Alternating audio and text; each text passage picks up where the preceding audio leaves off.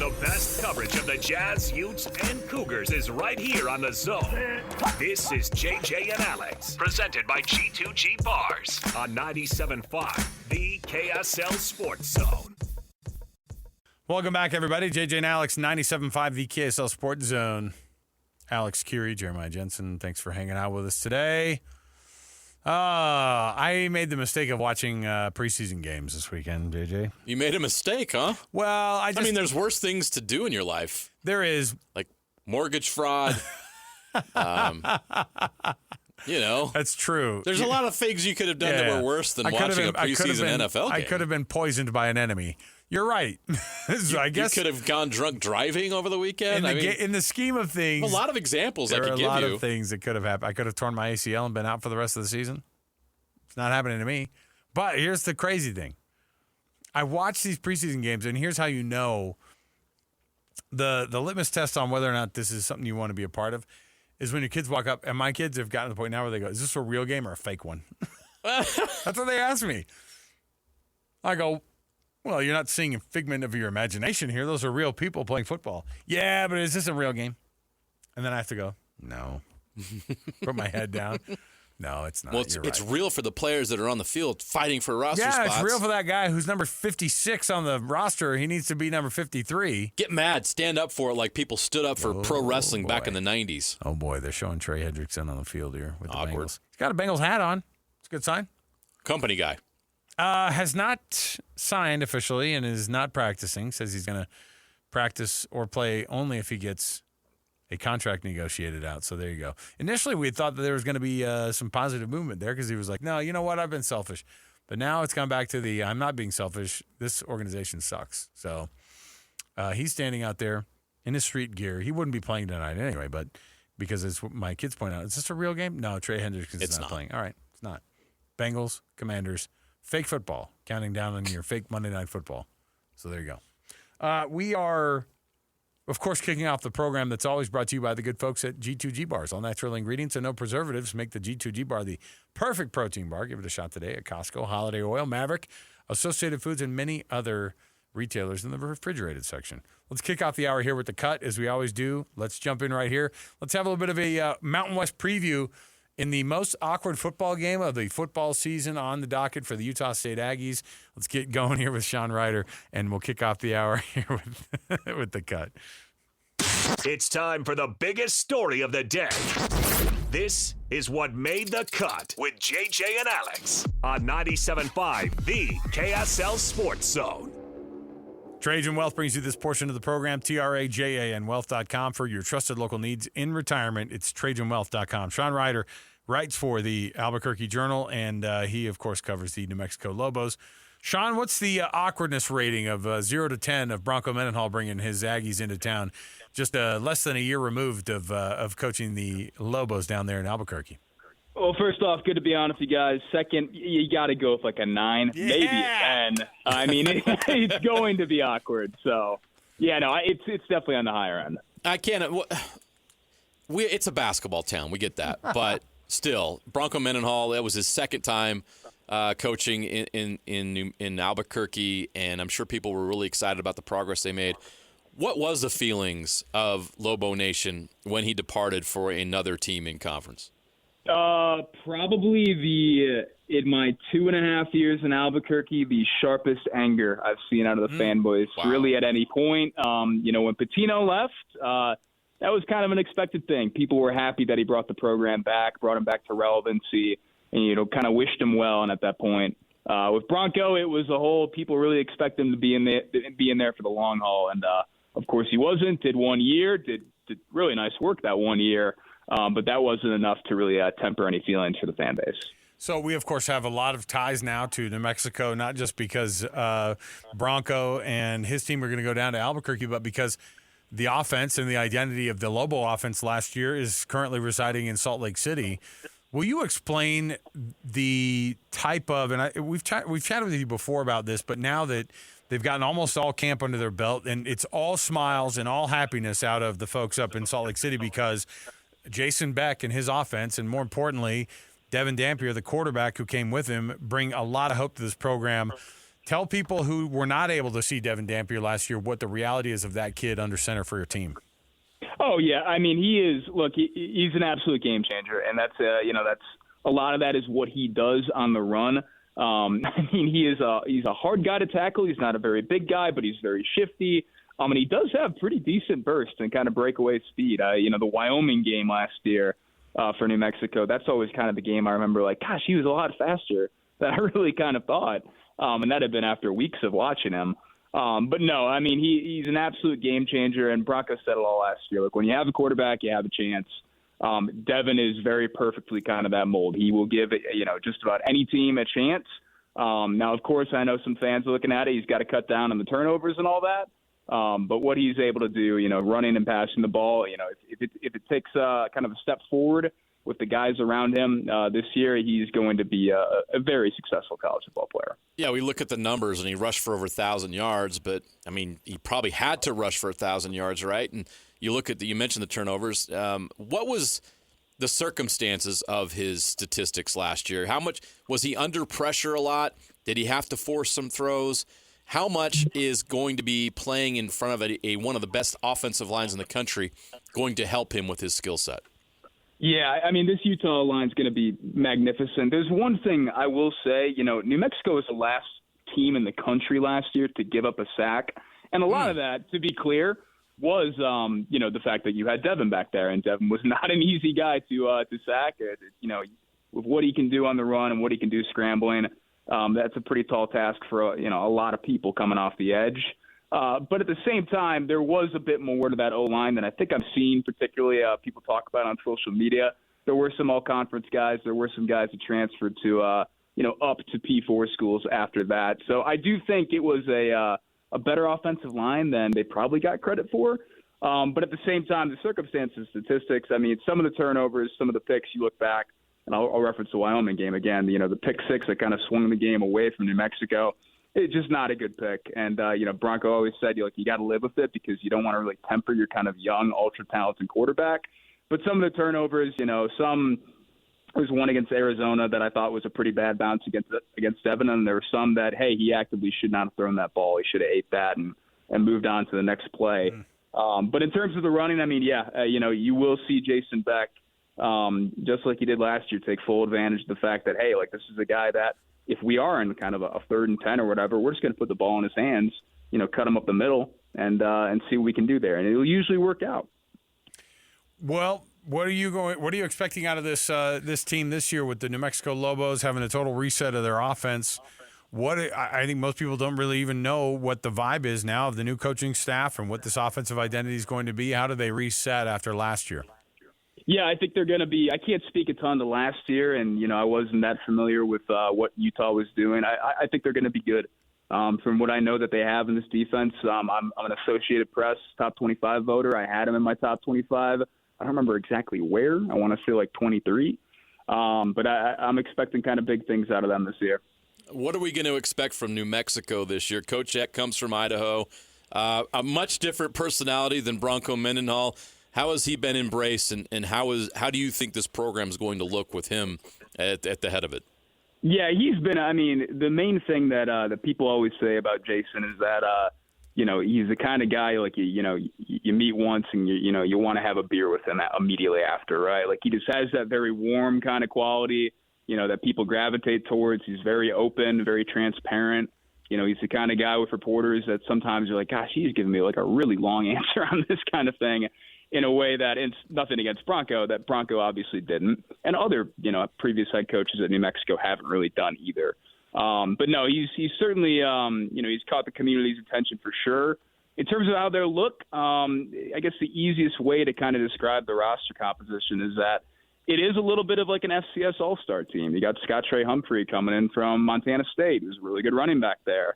Keyshawn James Newby, who is an excellent, edge rusher at Idaho. Jack Lane, who was just announced as the starting quarterback. He's going to be the starting quarterback from Idaho.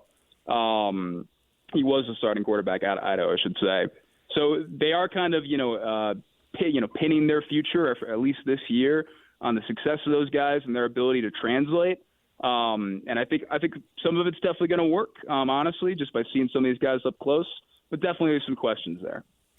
With the upcoming 2026 year going to be a very different Mountain West look here, what's the attitude of the fan base of now what the new version of the Mountain West is going to look like going forward with Air Force?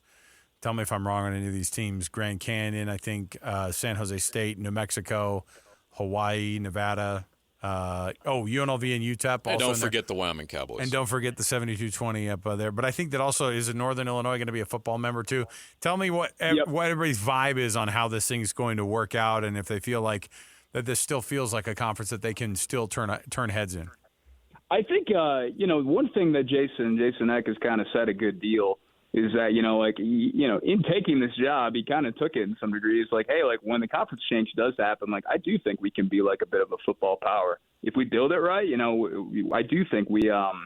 It's not that you're running away from the competition, but it kind of the idea of like, look, like it's going to be really tough at any point ever to build New Mexico up into a football power that can compare to Boise. Now, UTEP, you probably have a better shot there, right? Like.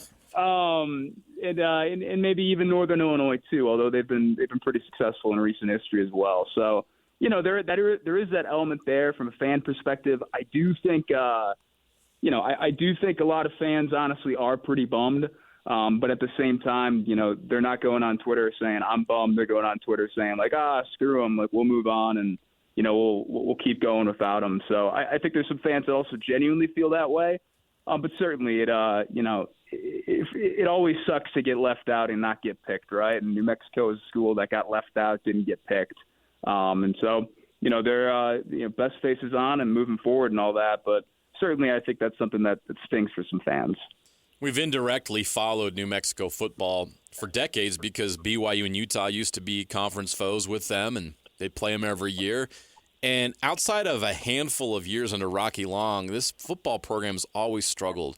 I know you said you've only been there in the market for 2.5 years, but I'm sure you've talked to a lot of people. Why has New Mexico football had such a hard time gaining traction? It's a good question. I think part of it is, it's not like I'm from Michigan originally, right? Like there are a lot of guys, a lot of high schools, that produce guys that go on to play, Division I college football and go on to play in the NFL. That's not quite so with New Mexico. You don't have that natural recruiting ground. You have to go into Texas. You got to go into Arizona, go into California and make it happen there.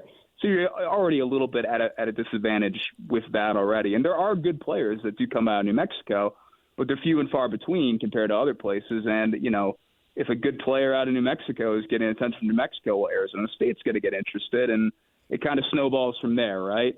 If he's a really, really good player. And I do think there is an element of kind of fan apathy. You're dead on when you say that it is a basketball town through and through, and it's well-deserving of being a basketball town. It's been the better program historically, and it has an iconic arena that, you can't really compare University Stadium to, just in terms of atmosphere and what they bring to the table there. So I think it's kind of a mix of both, and I think it's also, hey, there were some hires that at crucial times it didn't work out.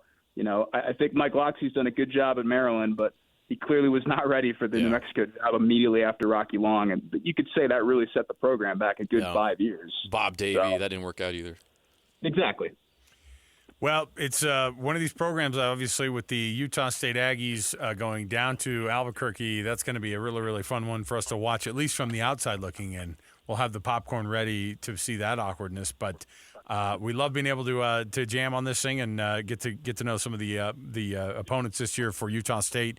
He's Sean Reider. He writes for the Albuquerque Journal. Has joined us on the program before, and now today. We appreciate you joining us again, Sean. We'll chat with you again, man, as we get closer to that Utah State game. Thanks, guys. Appreciate you having me on. All right, Thanks, Sean. There you go, Sean Reider. I love it. I just like storylines, and that's going to be a big one. It's fascinating. And by the end of the year, we're going to be like, because I think it's an October 25th game, so you're good 7-8 weeks into the season.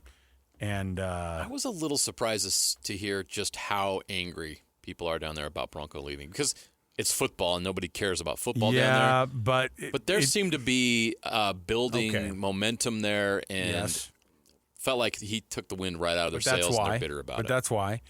I bet Snake's just furious.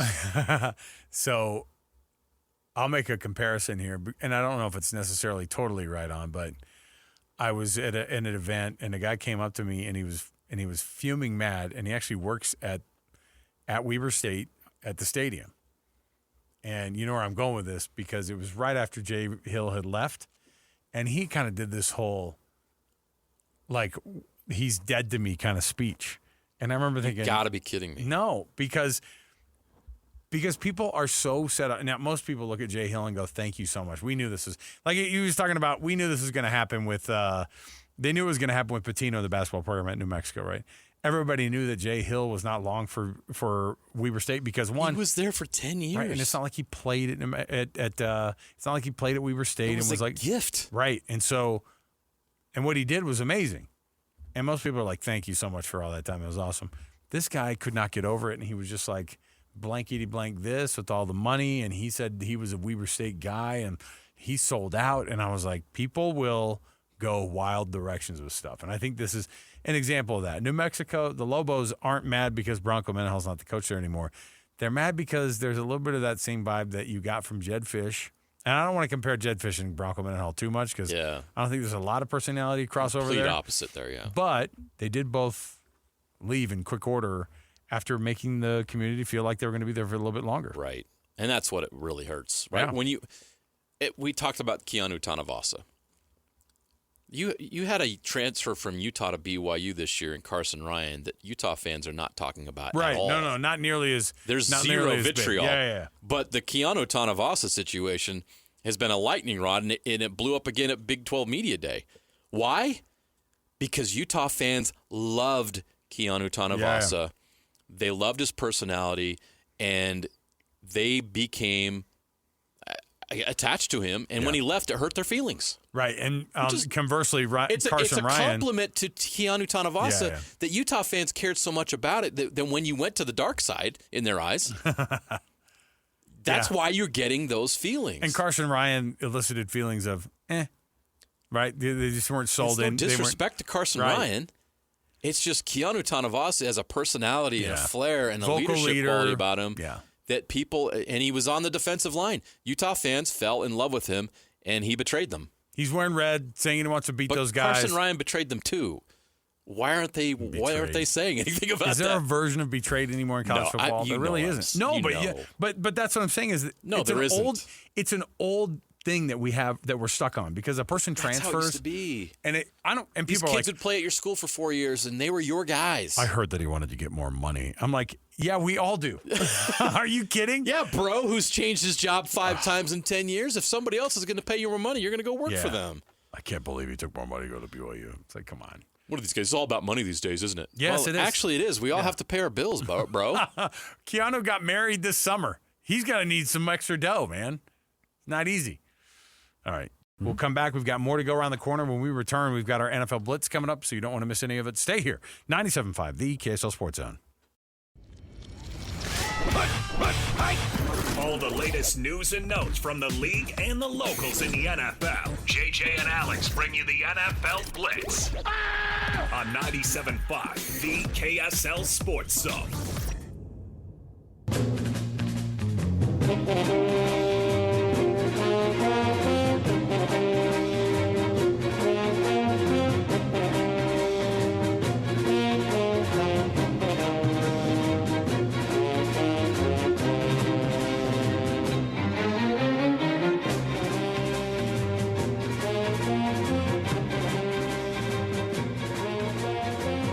All right, everybody.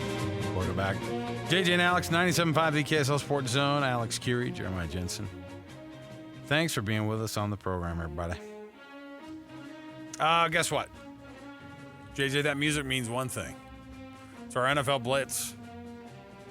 We're excited about it. You know why? Because the NFL is getting closer and closer to having games that matter. Now, I will say this, though. Pretty hard to ignore Jaxson Dart having a very, very efficient day throwing the football. I know it's a preseason game, and I know he's the third quarterback on the list. However, he went 14 for 16 for 137 yards and a touchdown. Also got a touchdown on the ground. This is a guy who's looking pretty darn efficient right now. 14 for 16 is not anything to sneeze at, JJ. However, I don't care what game you're playing, what your competition is. That's impressive. Here's what's great about all this, too. is, say what you will about, these preseason games not meaning much, and I do say a lot about that. The Giants absolutely blew apart the Jets, and the Jets were like, it was kind of embarrassing. And them and the Bills both, by the way, speaking of NFC East teams that got blown out this weekend in preseason games, both coaches were like, we were terrible. And they're not happy with the performance of their teams. And there are guys who are playing who are going to be starting on Sundays. I was watching the Bills game, and Cole Bishop there asking afterward, because he's one of the projected starters on defense that actually played some snaps. Mm-hmm. And he's like, we were terrible. And Coach McDermott was like, you guys were terrible. And they take that to heart. You know what I mean? Like, it's a preseason game, but they looked at each other and they go, do you guys like doing this? Do you guys like this job? Because you're going to lose it if you're not playing well.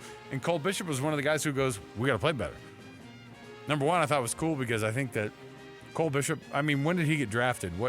This is his second year, right? Yeah, but what round was he at? Did he go in initially? Second? Third? Second round. Yeah, he's one of those guys came straight in, started making an impact immediately, and he's as advertised. We knew Cole Bishop was going to be like this in college. And when he was in college, we knew he was going to be this leader. He was going to be an amazing defender. So these guys don't take lightly the fact that they got beat up, even if it was a preseason game. But Jaxson Dart. Second round, 60th overall, 2024 draft. So Jaxson Dart picked apart the Jets, and it looked pretty impressive. Mm-hmm. I'm trying to decipher whether or not I care. If I'm a Giants fan, I get it. I'm like, the future's now. Like, this guy's clearly it, man. Just let him go. Yeah, but then all you got to do is look at the Jets and look what happened to Zach Wilson. You're like, okay, let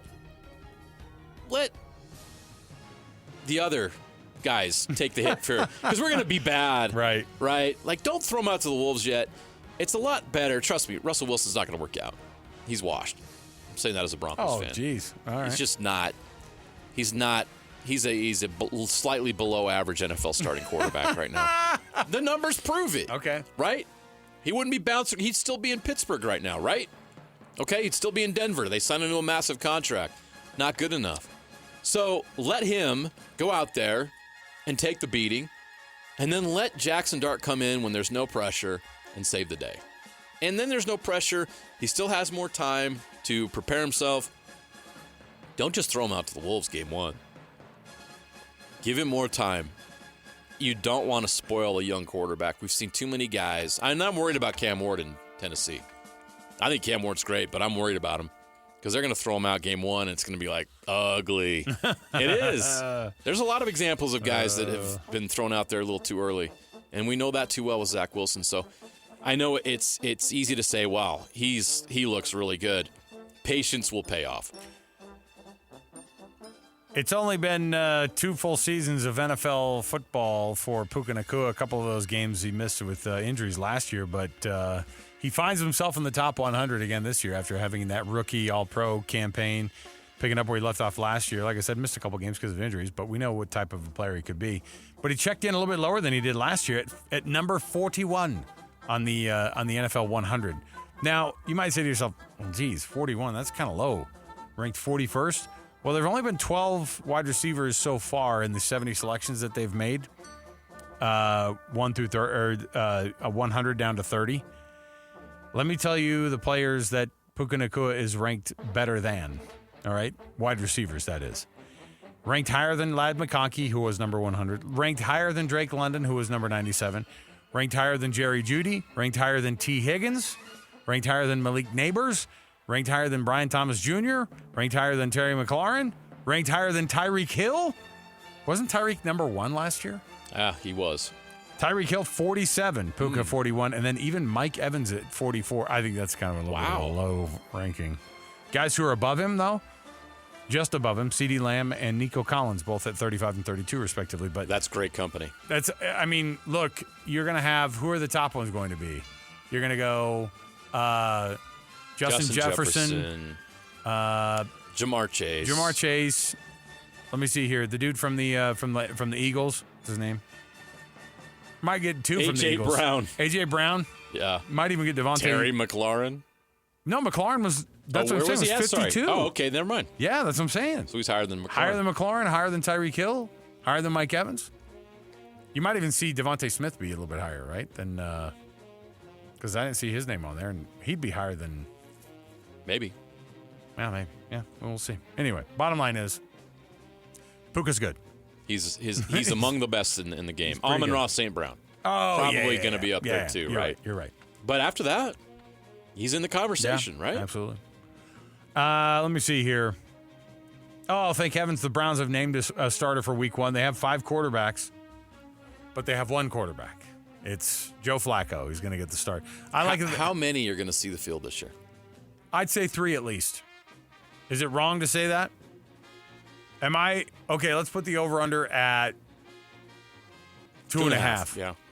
I'd go over. You take the over? Well, we're going to see Joe Flacco, but Yeah. either because he's old, It's hard to say only 2. because he's ineffective, or injury. You're going to have to send somebody else out there. Okay, but that's starting quarterbacks, Is Kenny right? Pickett even going to be healthy enough to play this Don't year? know. Throw him out there, but he's going to fall apart. That's 2, and then after that, you got to throw somebody else out there. That's all it's going to take is those 2 to fall. You're going to see Shedeur at some point this season, right? So I'm saying you're taking the over even if it's 3 starting quarterbacks. I'm not just saying guys getting in the game. 3 different starting quarterbacks, yes or no? Yes. Oh, chaos. I love it. One of them will be Tyler Huntley, true or false? False. I don't think he's going to make the roster. But see here, that's a mistake. Oh, I agree. He'd be a way better It's just- choice than both here's Dylan why. Gabriel and Shedeur Sanders. Here's why. And this has nothing to do with Tyler Huntley. He probably knew this going in. He was going to sign there. He was going to play in the preseason to stay on the radar with other teams. But when you already have how many quarterbacks? Deshaun Watson's already under contract. Yeah. But he's on the physically unable to perform list. But you've got Joe Flacco, you got Kenny Pickett, and you got 2 rookies you're invested in already. That's 4 quarterbacks. There's just not room for Tyler. Did you see? And they don't have a financial investment in Tyler. They can't justify keeping him on the roster unless one of those guys is out for the year. I kind of got to the point of hating Dylan Gabriel this weekend. Why is that? Did you see his whole comment about the media and then people were also saying you were just saying that about the media, right? He's like, oh yeah, just the media. He was talking about how in this business there are entertainers and there are competitors.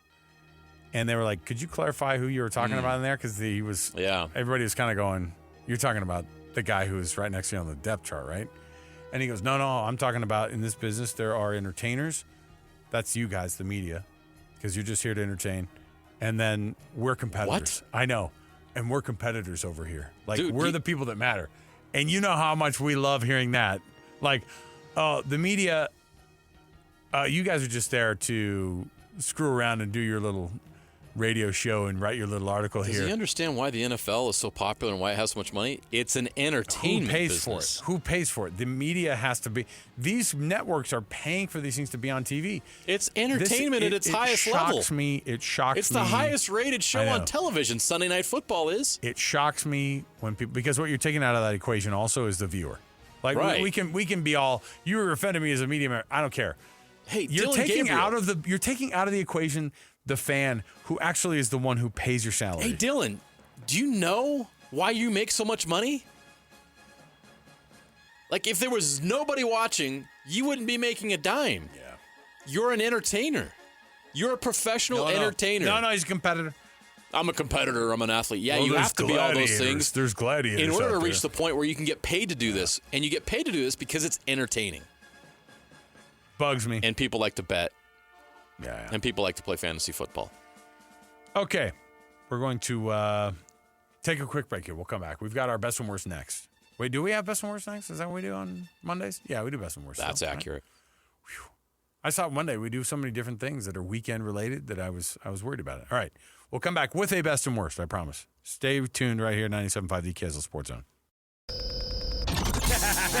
Wrapping up the hour with our picks for the best and worst moments on today's show. As JJ and Alex want to hear your best and worst of the day.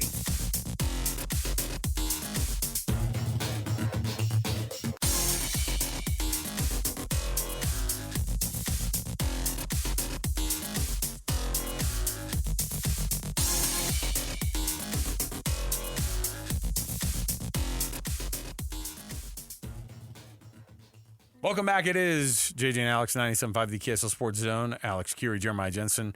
They're showing Jaden Daniels some highlights because the Commanders are taking on the Bengals here on a preseason matchup on a Monday Night Football preseason edition.